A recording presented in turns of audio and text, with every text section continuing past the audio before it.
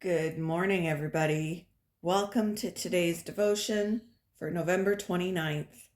Today's devotion is titled God's Sufficient Grace. The Bible reading is from 2 Corinthians chapter 12, verses 2 to 10. I know a man in Christ who 14 years ago was caught up to the third heaven. Whether it was in the body or out of the body, I do not know. God knows. And I know that this man, whether in the body or apart from the body, I do not know, but God knows, was caught up to paradise and heard inexpressible things, things that no one is permitted to tell. I will boast about a man like that, but I will not boast about myself, except about my weaknesses. Even if I should choose to boast, I would not be a fool, because I would be speaking the truth. But I refrain, so no one will think more of me than is warranted by what I do or say. Or because of these surpassingly great revelations. Therefore, in order to keep me from becoming conceited, I was given a thorn in my flesh, a messenger of Satan to torment me. 3 times I pleaded with the Lord to take it away from me.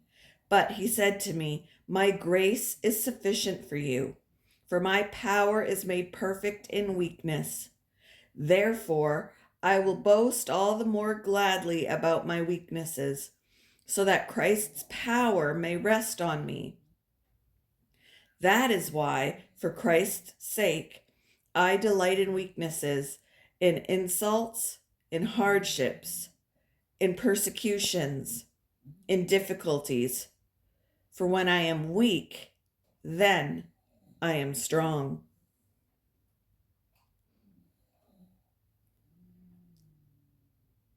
Born Mary Flannery O'Connor, she's best known as Flannery O'Connor, one of the American South's most celebrated writers. Her stories brim with suffering and grace. When her beloved father died of lupus when she was 15, a devastated O'Connor threw herself into writing her first novel. Soon, she herself was diagnosed with lupus, an incurable disease that took her life at 39. O'Connor's writing reflects her physical and mental anguish. Novelist Alice McDermott said, It was the illness, I think, that made her the writer that she is. We don't know what the Apostle Paul's thorn was, though many have offered conjecture. We do know that Paul said 3 times I pleaded with the Lord to take it away from me. We also know God didn't do so. This humbled Paul. He notes how it kept him from becoming conceited. Paul's thorn formed him and made him the apostle that he was.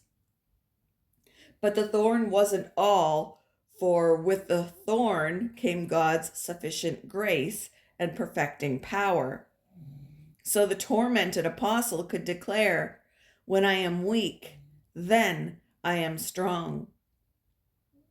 The thorns in our lives, whatever they may be, form us. They make us who we are. But the thorns aren't all there is. As Paul and Flannery O'Connor and countless others have witnessed over the long arc of human history, God's grace is sufficient for us. What are the thorns in your life? How can you permit God's grace and strength to be enough for you today? Thank you for joining me for today's devotion, and I hope you all have a wonderful day.